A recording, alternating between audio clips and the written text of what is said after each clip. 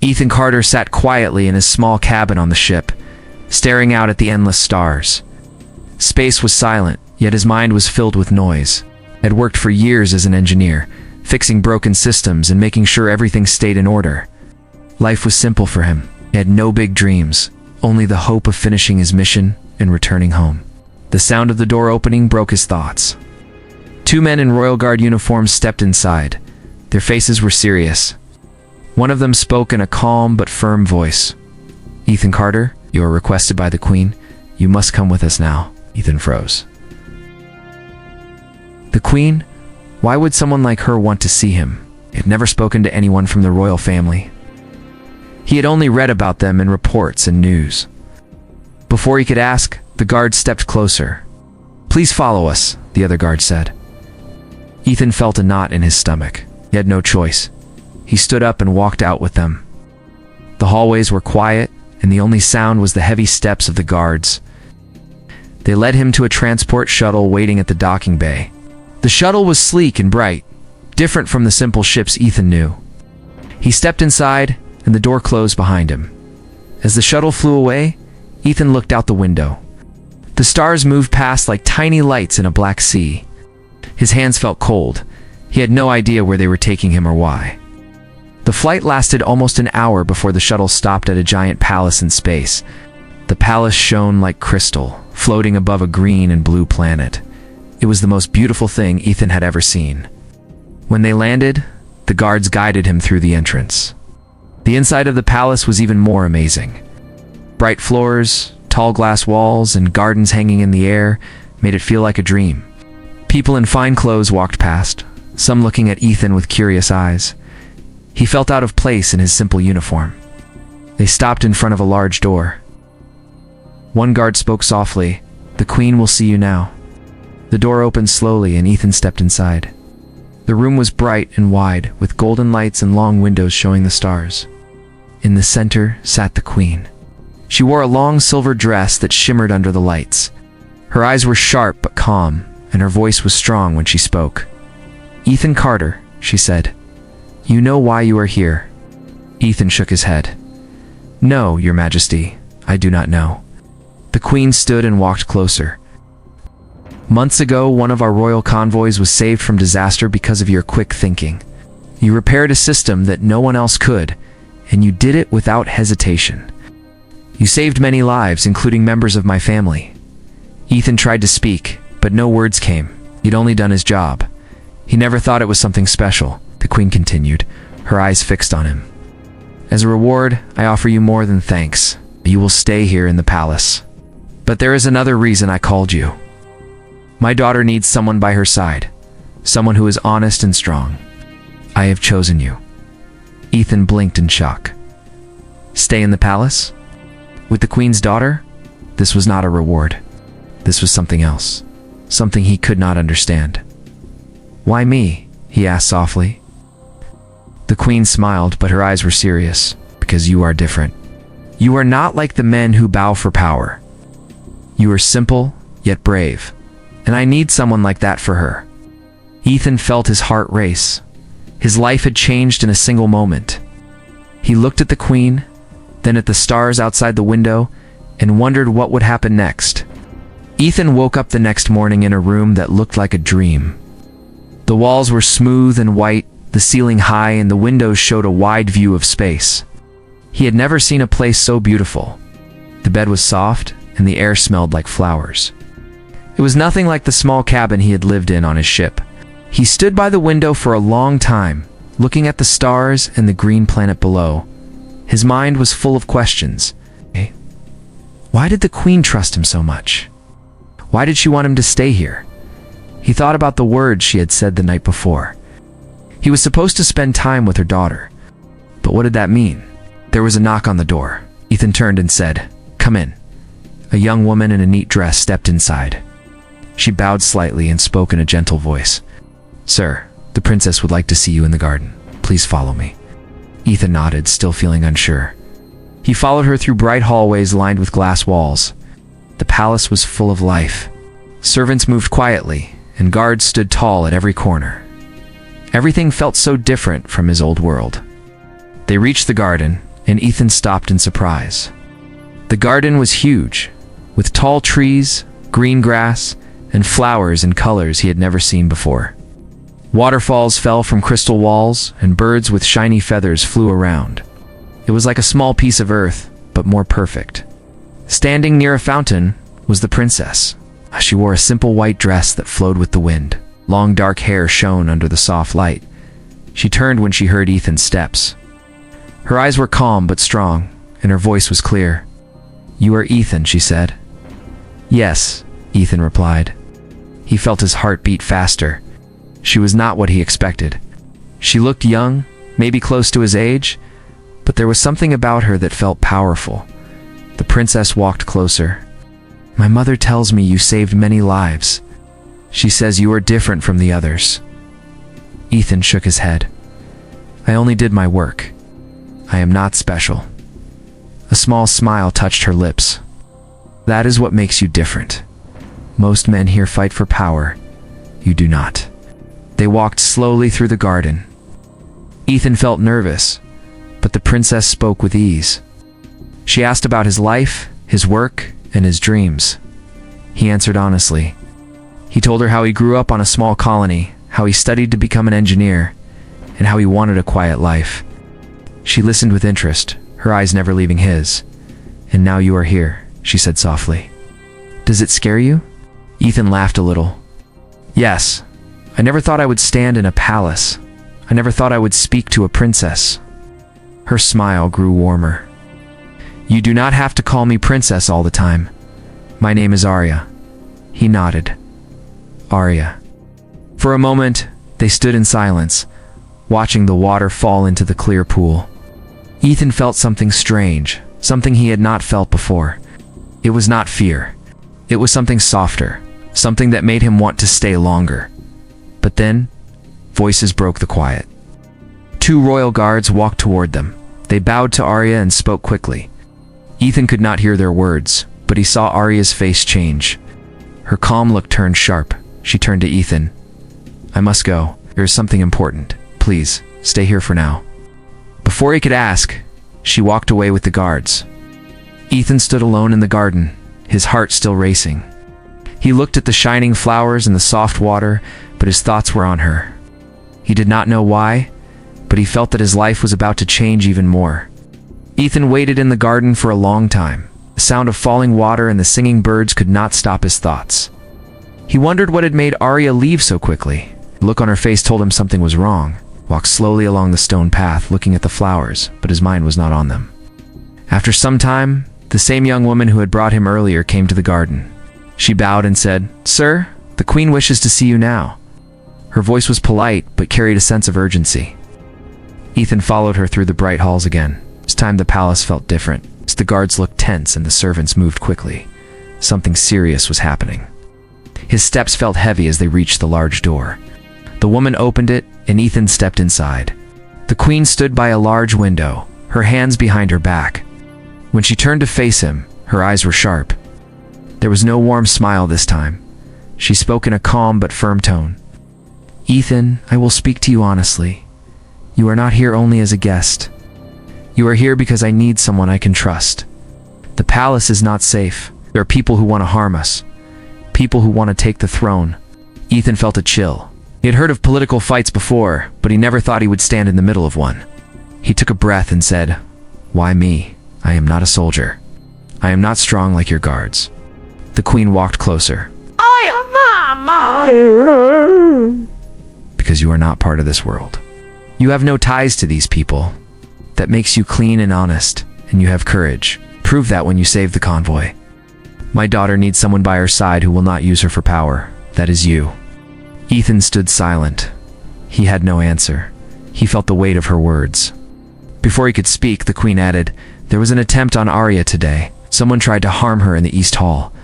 My guards stopped them, but we do not know who sent them. It could happen again. I cannot trust everyone here. But I trust you." Ethan's heart beat fast. He thought of Arya's calm smile, her gentle voice. The idea of someone trying to hurt her made his chest tighten. He nodded slowly. "I will help in any way I can." The queen's eyes softened a little. Good. You will stay close to her. Will not let her out of your sight. If you see anything strange, tell me at once. Do you understand? Yes, Ethan said. The Queen gave a short nod and turned back to the window. Go now. She is waiting for you in the East Garden. Ethan left the room with quick steps. His mind was full of questions, but one thing was clear: he could not fail. When he reached the East Garden, Arya was standing near a tall tree, looking at the sky. She turned when she heard him and smiled, though her eyes looked tired. You heard, she said softly. Ethan nodded. Yes. Are you all right? I am fine, Arya replied. But it will not stop here. There are people who do not want me to take my mother's place one day. They fear what I will change. Ethan looked at her, seeing the strength behind her calm face. Then I will make sure nothing happens to you, he said. She smiled again, a real smile this time. Thank you, Ethan. I do not trust many people here, but I trust you. They walked together along the quiet path. The sky above the glass roof turned dark as the stars began to shine. For the first time, Ethan felt something deeper than fear. He felt a purpose, a reason to stay. The palace was full of danger, but he knew he could not leave now. His life had changed, and there was no going back. Ethan could feel the change in the air as days passed in the palace. The comm halls were no longer calm. Guards moved in pairs, their hands close to their weapons. Servants spoke in whispers and looked over their shoulders. The attack on Arya had made everyone nervous, but no one spoke of it openly. The Queen had ordered silence. Ethan stayed close to Arya all the time. They walked together in the gardens, ate in the grand hall, and sometimes sat in the library filled with glowing shelves of books. At first, he thought she would be tired of his company, but she was not. She talked to him often, asking about his life before the palace, about the stars and the ships he worked on. He found himself telling her things he never told anyone else. She listened with interest, her eyes bright with curiosity. One evening, they sat on a balcony looking at the stars. The glass shield above them gave a clear view of the endless sky. Arya spoke softly. Do you miss your old life? Ethan thought for a moment. Yes, sometimes it was simple. No danger, no big choices. Just work and rest. Arya looked at him, her face calm but serious. And now? He turned to her. Now it feels like I am part of something bigger. Something I cannot walk away from. Her lips curved into a small smile. I am glad you stayed. I know it was not your choice at first. Ethan smiled too, but inside he felt something new. It was more than duty now. He wanted to protect her, not because the Queen asked him, but because he cared. He did not say it out loud. The words stayed in his heart. Suddenly, the sound of footsteps broke the quiet. A guard came running and bowed quickly. Sir Princess, please come inside. The Queen wants everyone in the main hall now. Arya stood at once, and Ethan followed. They walked fast through the halls, the guard leading the way. When they reached the main hall, Ethan saw the Queen standing with high officers around her. Maps and screens showed movement of ships in space. Her face was hard as stone. The enemy is close, the Queen said in a strong voice. Rogue fleets have entered our borders. They plan to strike this palace to end the royal line. We cannot let that happen. Ethan felt a chill. War. He had seen battles from a distance before, but this was different. This time, he was inside the heart of the storm. The Queen looked at him. Ethan, you know ships and systems better than many of my men. I need your mind now. The enemy has more ships, but we have the palace shield and hidden weapons. You will help my team prepare. Ethan nodded without thinking twice. I will do it. She gave a short nod and turned to her officers. Orders were given fast, guards moved out, and alarms echoed through the halls. The palace lights turned red. Outside the windows, Ethan could see defense ships leaving the docks, engines bright in the darkness. Before he left to join the team, Arya caught his arm. Her hand was warm, her voice low. Please be careful.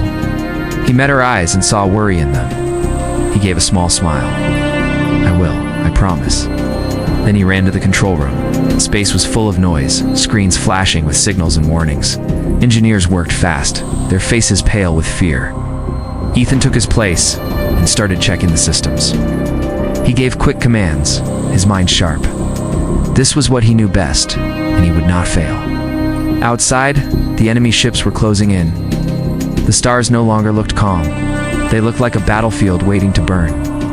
Ethan felt the weight of what was coming. He was no longer just an engineer. He was part of the fight now, and the lives of many, including Arya, depended on him. The control room was full of noise and movement.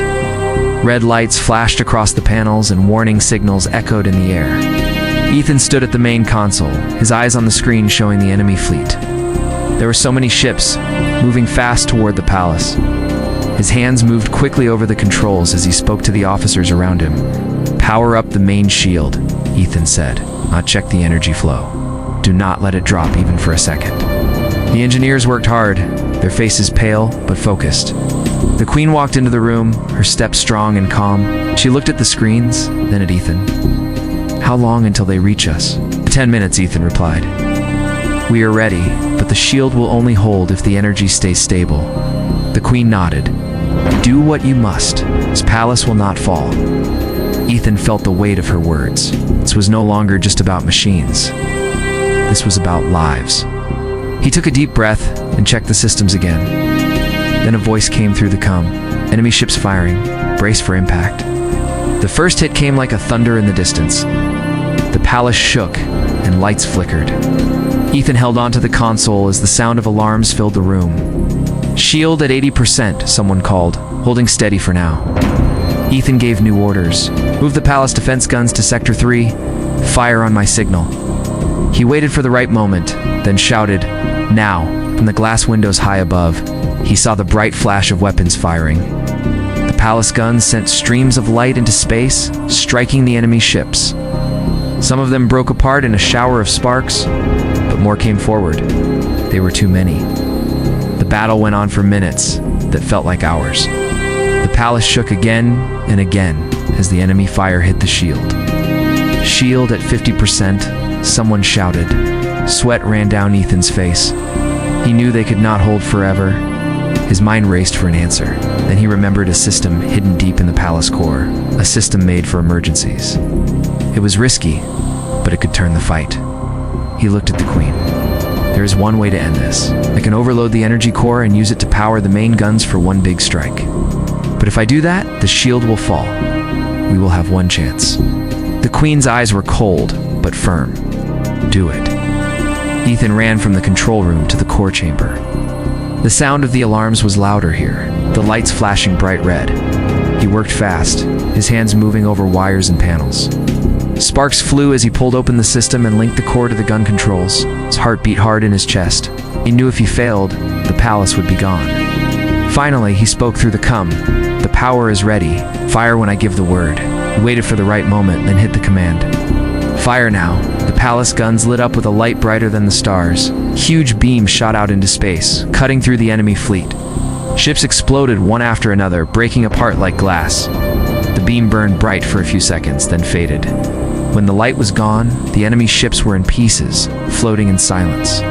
The palace was safe, but the shield was gone. Ethan stood still, his breath heavy. Then the voice came through. "All enemy ships destroyed. We are clear." He walked back to the control room slowly. The Queen stood waiting, and Arya was beside her. When Ethan stepped in, Arya ran to him, her eyes shining with relief. "You did it," she said softly. Ethan smiled, tired but happy. "We did it." The Queen spoke, her voice full of strength. "You've saved us all. The palace, the people, my daughter. I will not forget this." Ethan looked at Arya and saw the same feeling in her eyes that was in his heart. In that moment, he knew his life had changed forever. He was no longer just an engineer. He had found something greater, a reason to stay, a reason to fight, and someone to stand beside for all the days to come.